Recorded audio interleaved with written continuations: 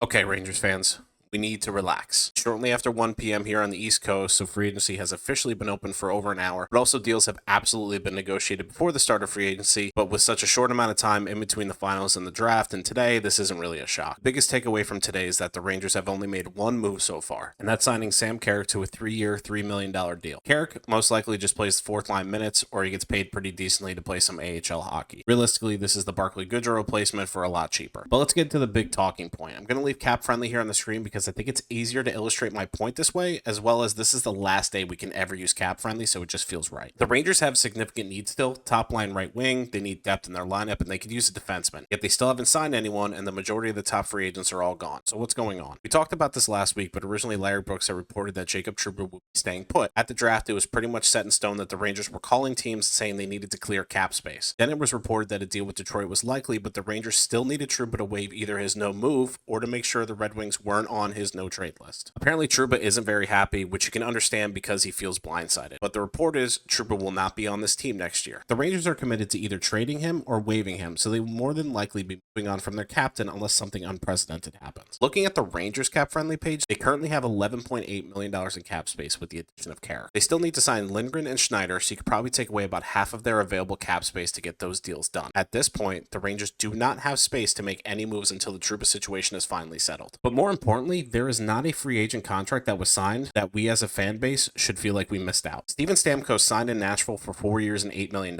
A lot of people would have loved Stamkos. He's still an amazing player, and the Rangers have been linked to him so frequently throughout his career. But at that cap hit, there was no shot it made sense for Chris Drury and his team, especially with the cap implications over the next few years, and the Rangers needing to sign players like Keandre Miller, Alexi Lafreniere, and Igor Shesterkin to long-term extensions. The money is not there. Let's take a look at some other signings. Jonathan Marchessault. This is a player I really loved the Rangers. He also ends up in Nashville signing a 5-year contract worth $5.5 million per year. Could the Rangers have matched that? Sure. That's also signing a player until he's 39, and a very important part of this is the fact that Tennessee does not have any sort of tax, meaning the Rangers, to actually match this contract, would have needed to up the annual value, which would have pushed their cap even further. Tyler Toffoli, another player I would have liked for the Rangers. He just got 4 years at $6 million per year from the San Jose Sharks. For the Rangers, giving a player like Toffoli that much money would have been a mistake. Jake DeBrusk. I heard this name a lot. As a player, fans wanted the team to target, and I never understood it. He's too inconsistent, has a tendency to get put in the doghouse by coaches due to his play, and that's being a middle six forward on the Bruins. He goes to Vancouver for 7 years at $5 million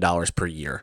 He will now fully be expected to be a top-line winger. It's way too much term. Teuvo Teravainen, his name was attached to the Rangers earlier today. He got a 3-year deal worth $5.4 million per year from the Chicago Blackhawks. It wouldn't have been awful, but it was also not a player I was personally excited about. You don't just spend money for the sake of spending it. Sean Monahan got an absurd contract. Kane never hit the open market. Gensel, who the Rangers couldn't afford anyway, never hit the open market. And don't get me started on the defensive market outside of Brett Pesce. Even if it doesn't seem like it, Chris Drury is making the correct moves right now, but not even making one. He has spent the last 2 weeks upsetting players by being ruthless and cutting contracts that no longer fit the build of the roster. Imagine getting out from both Trouba and Goodrow to only replace them with horrible, unmovable contracts to players on the wrong side of 30. Fans need to get comfortable with the fact that sometimes the best move isn't to make one. The trade market is still there. There are plenty of free agents available that the Rangers could get for cheap. They would have the flexibility to add players during the season if they actually have the cap space for once. This team won the President's Trophy last year and were able to cut 2 of their biggest concerns at the same time. That's addition by subtraction. This is also contingent on the fact that the Jacob Trouba news is true, and it seems like it is. This is a good thing. The Rangers do not need to handcuff themselves into bad contracts right now. Too many young players need to get paid, and if it isn't the right deal, don't burn the cap space just because you have it. Stay patient, Rangers fans. Will be okay.